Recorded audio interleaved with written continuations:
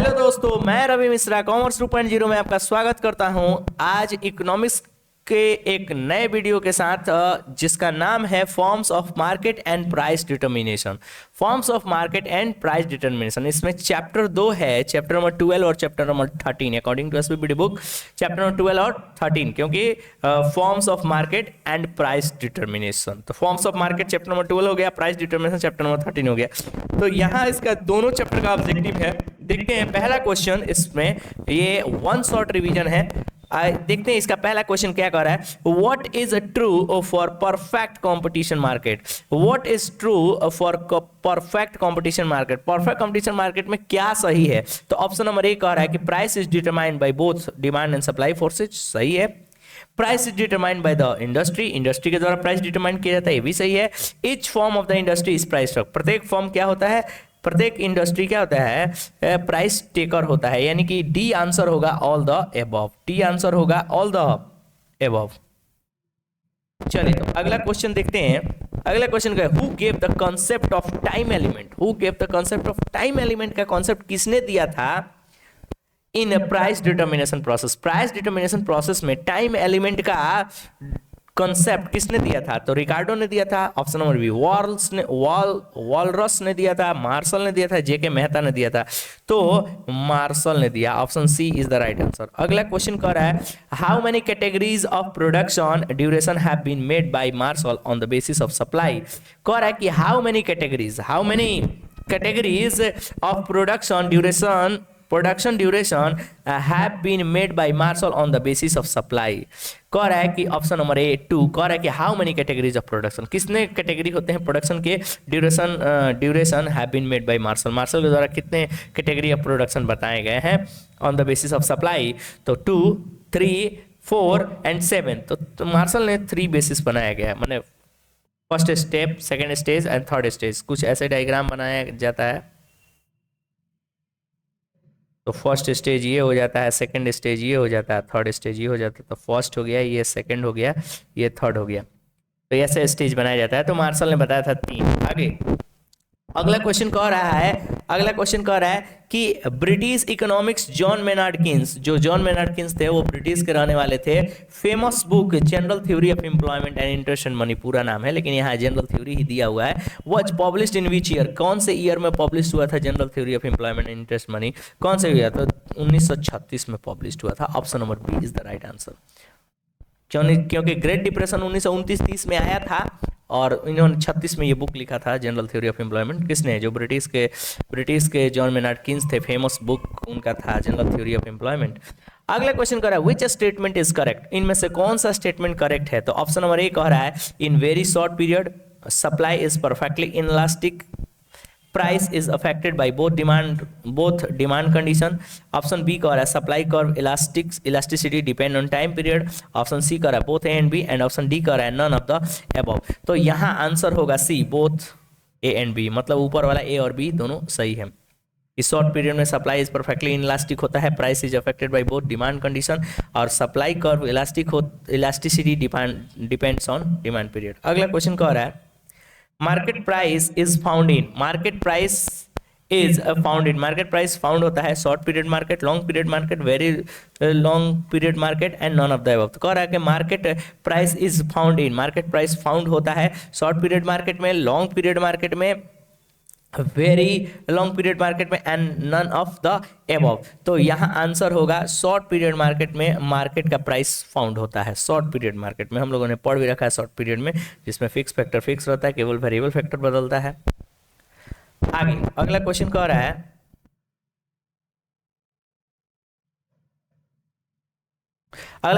The price of a goods is determined bye, price किसी भी goods का price determined होता है डिमांड के बेसिस पे, सप्लाई के बेसिस पे, both demand and supply, and C and D government. तो बोथ डिमांड एंड सप्लाई के बेसिस पे प्राइस डिटरमाइंड होता है।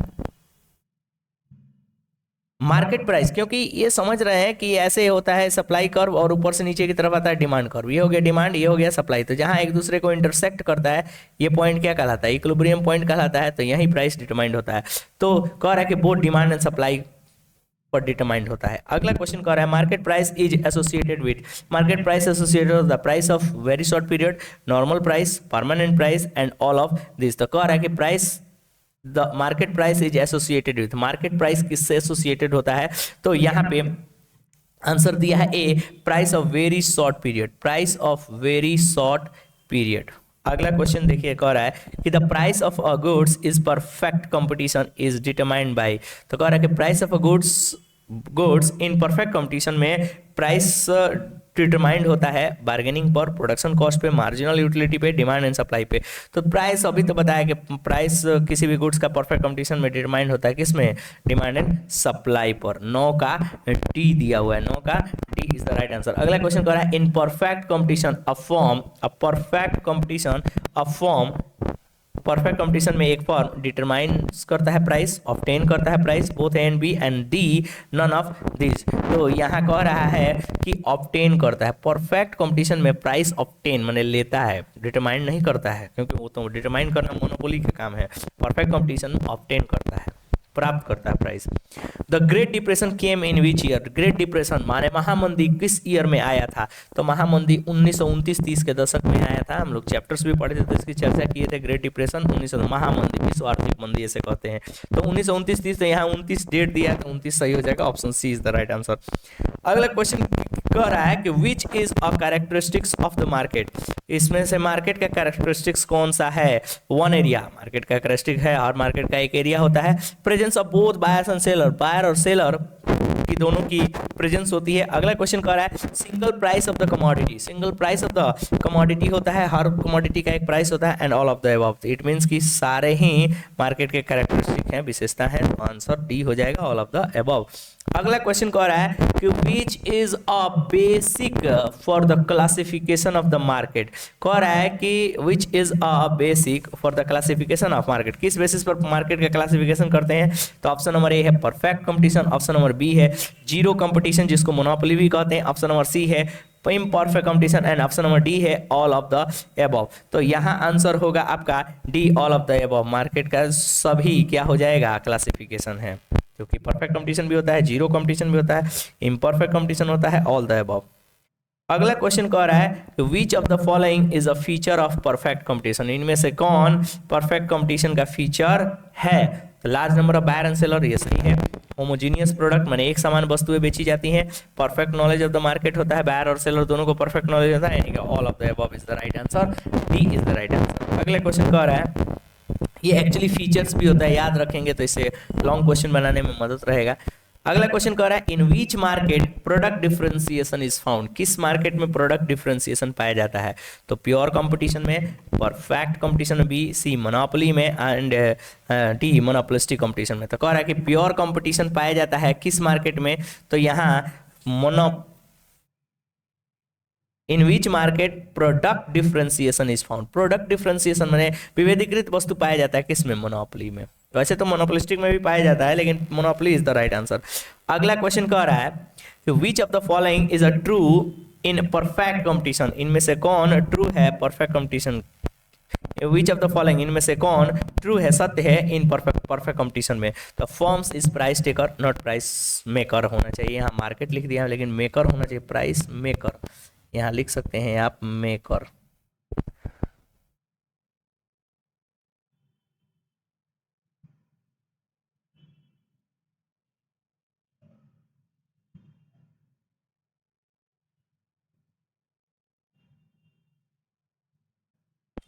यहाँ लिख सकते हैं आप मेकर। तो अगला बी कह रहा है कि firm's demand curve is perfectly elastic, firm's demand curve is perfectly elastic, A R बराबर M R and all of this. तो परफेक्ट कंपटीशन में ये सारे सत्य हैं।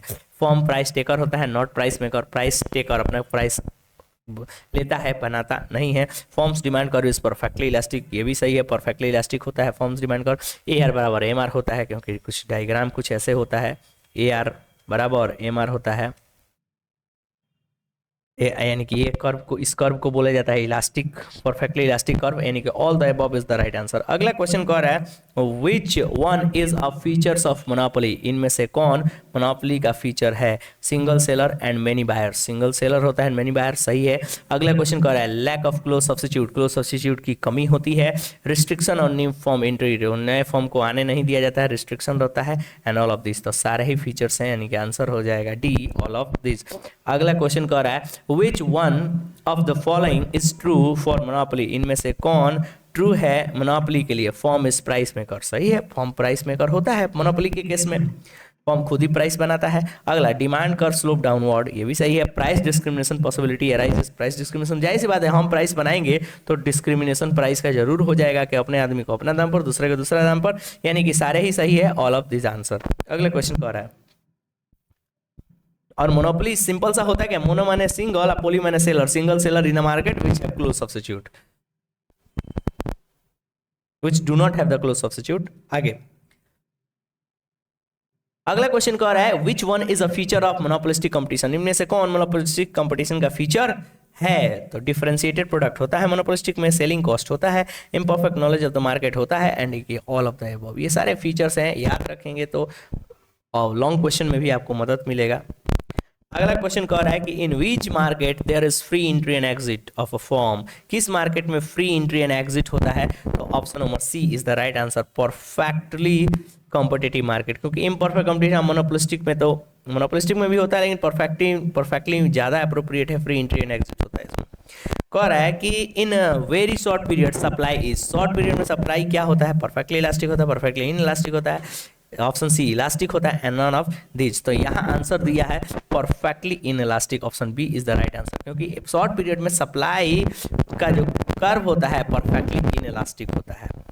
आगे देखें, which is not a condition for equilibrium of a monopoly firm, कौन सा कंडीशन नहीं है monopoly, which is not a condition, इनमें से कौन सा कंडीशन नहीं है for equilibrium of monopoly firm, monopoly firm के लिए इनमें से कौन सा कंडीशन नहीं है? एवरेज रेवेन्यू बराबर मार्जिनल कॉस्ट, मार्जिनल रेवेन्यू बराबर marginal cost should cut and marginal revenue from below both B and C. तो यहाँ कह रहा है कि नहीं है, तो यहाँ आंसर ऊपर वाला नहीं है, क्योंकि बी और सी तो होगा ही, यानी कि बी और सी सही है, तो डी भी तो सही है, क्योंकि दोनों को कह रहा है, यानी कि ए एवरेज रेवेन्यू बराबर मार्जिनल कॉस्ट नहीं होता है, लेकिन नीचे वाला ये दोनों बी और सी सही है, यानी कि डी भी सही है, यानी कि ए नहीं होगा, क्योंकि नहीं पूछ रहा है, नॉट पूछ रहा है, not condition of equilibrium of monopoly form. अगला क्वेश्चन कह रहा है अगला क्वेश्चन कह रहा है, in perfect competition there is dash dash dash profit, perfect competition में प्रॉफिट होता है normal, maximum, C zero and D none of this. तो परफेक्ट कंपटीशन में प्रॉफिट होता है नॉर्मल प्रॉफिट होता है। A seller cannot influence in the market price under perfect competition, monopolistic competition and all of this। तो कह रहा है seller cannot influence, seller influence नहीं कर सकता मार्केट में, अंडर किस मार्केट में? तो परफेक्ट कंपटीशन में सेलर इन्फ्लुएंस नहीं कर सकते, क्योंकि सेलर के हाथ में विशेष कुछ होता नहीं है, क्योंकि प्राइस टेकर होता है, मेकर तो होता नहीं है कि कुछ करेगा। Which of the following is not a features of monopoly, इनमें से कौन फीचर नहीं है मोनोपोली का? One buyer, lack of close substitute and many sellers, restriction of new forms and D all of these। तो यहाँ ऑप्शन ए हो जाएगा वन बायर, बायर तो भाई बहुत होते हैं। अगला क्वेश्चन कह रहा है कि which of the following is not a feature of perfect competition, इनमें से कौन नहीं है फीचर किसका? परफेक्ट कंपटीशन का। तो large number of buyer and seller ये तो है फीचर, होमोजेनिटी ऑफ प्रोडक्ट ये भी है, एडवर्टीजमेंट एंड सेलिंग कॉस्ट नहीं है, advertisement and selling cost perfect competition में नहीं होता है, मोनोपोली में होता है, मोनोपोलिस्टिक में होता है। Perfect knowledge of the market ये भी सही है, यानी कि एडवर्टीजमेंट एंड सेलिंग कॉस्ट नहीं होता है। तो ध्यान रखेंगे कि फीचर्स में ये नहीं आता है एडवर्टीजमेंट एंड सेलिंग कॉस्ट, किस में? परफेक्ट कंपटीशन में, लेकिन मोनोपोलिस्टिक रहता तो उसमें होता। अगला क्वेश्चन कह रहा है, इन विच मार्केट किस मार्केट में A R equal to M R, किस मार्केट में होता है? तो perfect competition, oligopoly, imperfect competition and monopoly. तो परफेक्ट कंपटीशन में ए आर बराबर एम आर होता है, क्योंकि उसका डायग्राम ही कुछ ऐसे होता है, कई बार ये डायग्राम बना सके, यही डायग्राम होता है जिसमें ए आर बराबर एम आर होता है। चले आगे लिखा हुआ है कि which factor determine equilibrium price, किस फैक्टर में डिटरमाइन होता है इक्विलिब्रियम प्राइस? तो जरा ध्यान देंगे, ऑप्शन नंबर ए दिया है demand for commodity, option number B दिया है supply of commodity, option C दिया है both A and B, and option D दिया है नन ऑफ द अबव। तो कह रहा है कि विच फैक्टर, किस फैक्टर पर डिटरमाइन किया जाता है इक्विलिब्रियम प्राइस, किस फैक्टर पर डिटरमाइन किया जाता है equilibrium price? Demand for commodity, option B supply of commodity, option C both A and B, and D none of the above.